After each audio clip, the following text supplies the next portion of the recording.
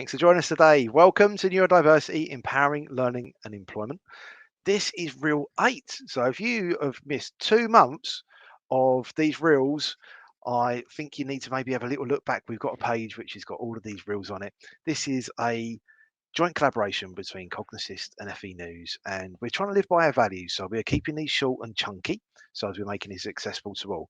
Reel 8 is around memory and inclusive learning strategies. So Lou, I wonder if you could help us with what are the ways that people can support effective learning and retention for different thinkers? We all think differently, all our brains are structured differently. This is massively important. So I don't know if you can unpack it for us, really. Yeah, I'll do my best. And of course, we're all learning. We're all learners all the time. Whether you're actually studying for a qualification or in the workplace, every day is a school day. So, firstly, I want to look at memory. There are different types of memory. Our long-term memory domains at Cognassist focus on verbal memory and non-verbal or visual memory, which helps us store and then later retrieve our acquired knowledge.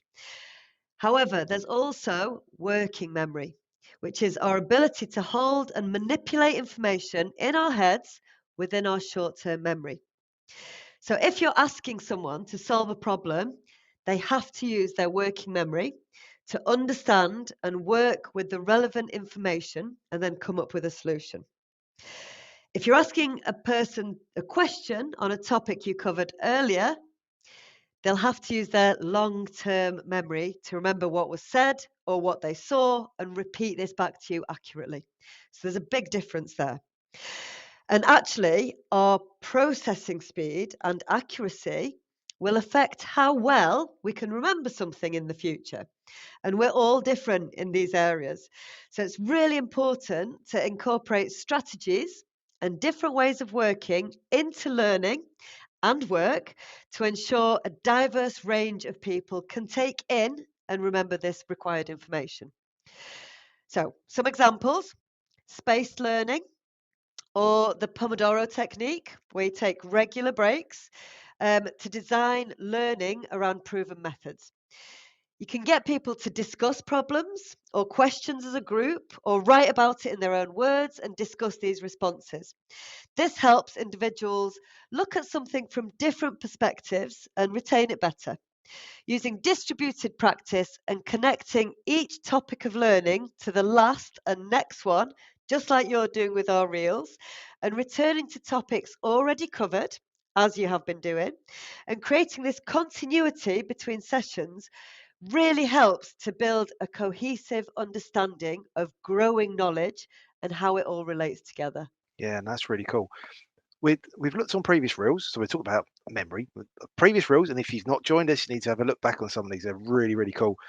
Only 7% of employers, we found out, have got a neurodiversity strategy in place for their team. So if someone is just suddenly realised, hang on, I've got I want to have a diverse team, I want to have like people with like different ways to tackle these problems and a high productivity team, and they found out that one of their team is neurodiverse. What can we learn from the world of education to be able to help with maybe sharing information with different staff members and way teams can interact together in different ways? Absolutely. Think about how everybody works differently and see where you can maybe match strengths with somebody's areas of challenge, for example. So pair colleagues up together. You might have a person who absolutely adores working with spreadsheets, and you might have someone that prefers to describe things verbally. And actually, they may work really well as a pair on a project because they have very keen areas of difference. So that's a really easy way of doing it. Get different thinkers around a table to solve a problem. Don't just work with one team, for example. Like, maybe have a cross-functional tiger team to solve a really complex problem. Also, get your neurodiverse employees to feed in to issues or gaps around your processes that don't actually acknowledge their differences. That'd be a great way to change things. Yeah, no, Lou, thank you. So this was reel 8. Next week's going to be reel 9, and advice for reasonable adjustments. Really key for what we've been looking at around qualities acts for your employer, but also if you're in learning and education as well. So thank you for joining us this week. I hope you enjoyed it, and we'll see you next week.